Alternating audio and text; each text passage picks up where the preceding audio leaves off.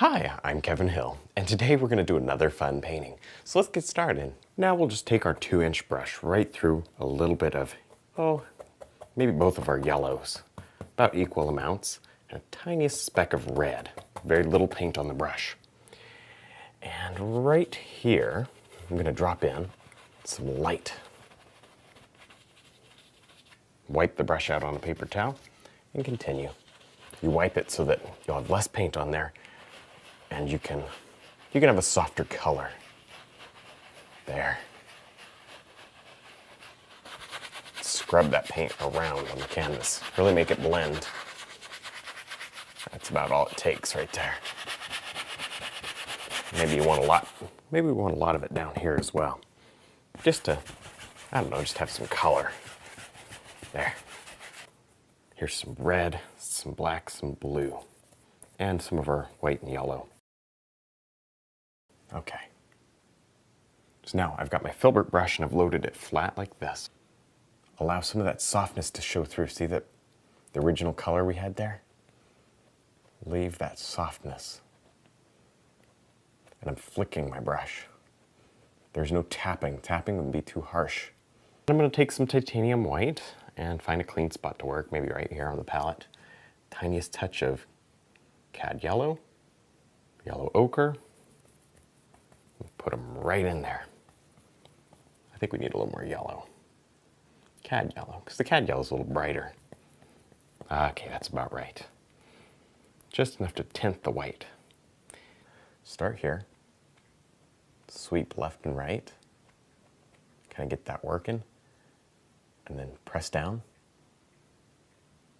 Drag across firmly. Firmly. Straight as possible. And just look at that.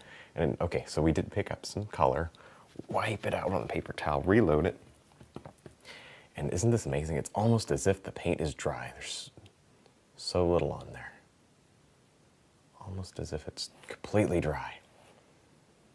So I've got my filbert brush in the same kind of similar, very gray mix of, here's some red, yellow ochre, white, touch of blue. Makes just a nice, similar rock color to what we had going in the very far background.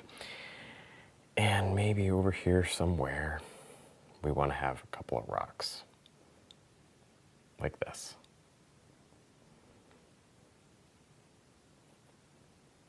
And I'm just, again, maybe I got both sides loaded this time, but I'm just, because I'm making bigger rocks, but I'm just running this color back pretty loose like this, making intricate details and such.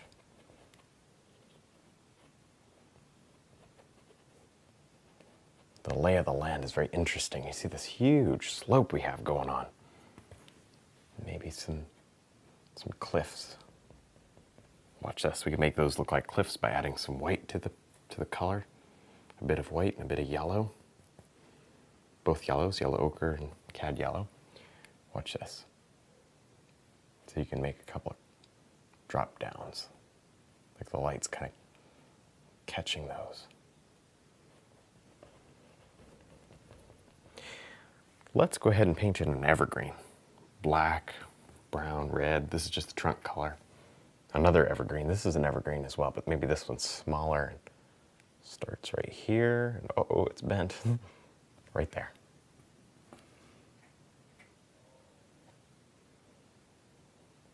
Okay, tiny little guy. We'll worry about him later. I just want to put him in so you know where he is.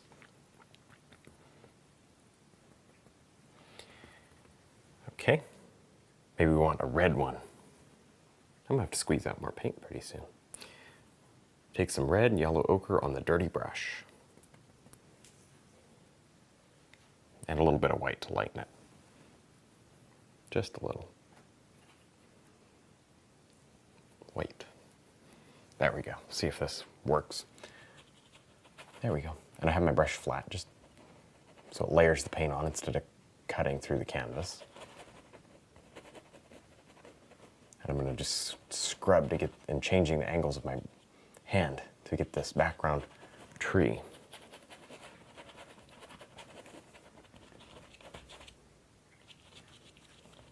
change if you want to, depending on what's easiest in a certain area. It's a little too tall to be doing that. There. Here's some red and white. Red and white, yellow, both yellows. Red and white and a little bit of both yellows. Ooh, that's a pretty color. Watch this. I'm just gonna, so I got the corner of the brush, I'm just gonna dab and dot with the corner of the brush to get suggestion of leaves and things out here on this tree. This is the way I get more detailed trees. You don't have to just tap them in with a filbert. You can sort of smudge. See, I get that wrist kind of shaking there. This is a little bit more tedious, but that's okay. I'm not concerned so much about that.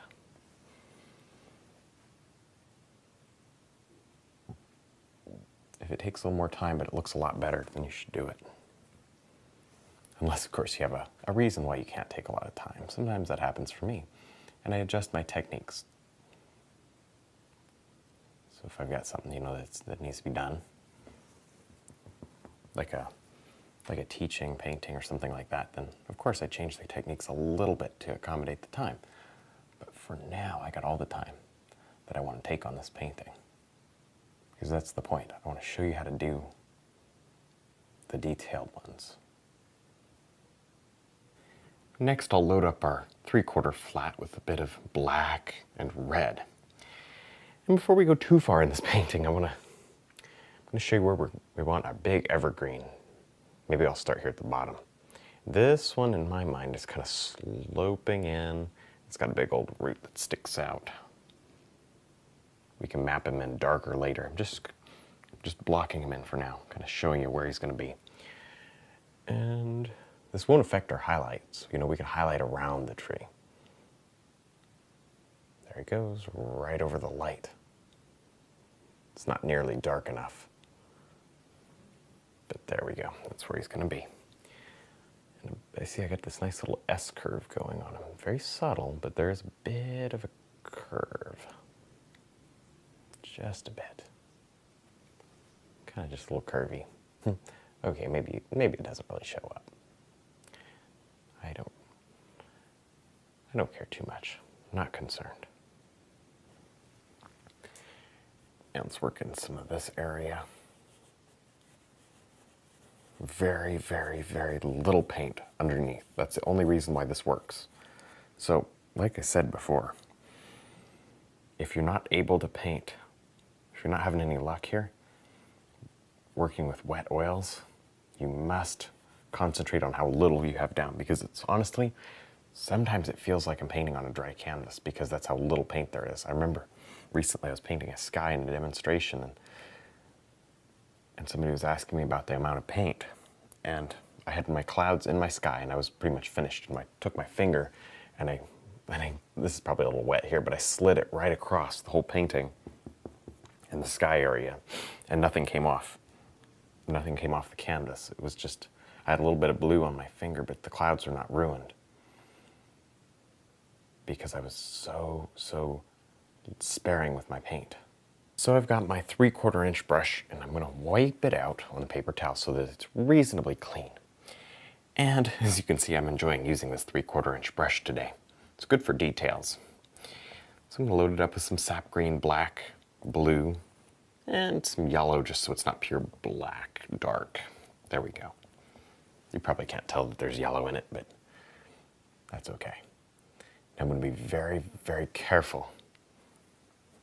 And I'm going to just quickly drop in a bit of highlight, or not highlight at all, a bit of this color to create some leaves. I'm careful because I don't want to pick up this background. Now this is very, there, a little bit on the thick side up here, so be careful. Use only the corner of the brush to create tiny leaves, and then when you go in the center, you can use more of the brush. Always constantly reloading so that you're not causing any problems with the paint.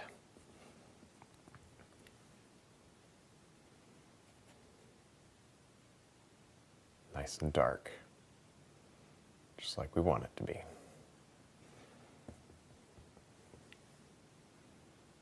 Oh yeah, look at this. A little light, a little dark over the light. Look how effective that can be. And in my mind, this is a little evergreen or something.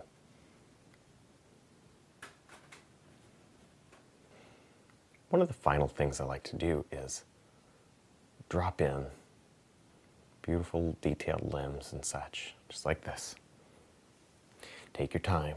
You'll find that certain areas of the painting are easier to do limbs in. The thicker the paint is, well, this sounds familiar, doesn't it? The thicker the paint is, the more difficult it is to layer even the thin paint over. This is the first time we've thinned any color since the very beginning when we put down our base coat. Isn't that amazing? There's just no need to. Because, you know, if you thin it, oh, is it tough to paint over.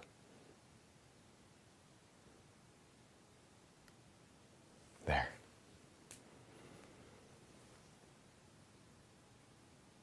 All right, well, I think we're done. I had a lot of fun. I hope you did too. Don't forget to check out my website, my DVDs, and also my brush line. And thanks for watching.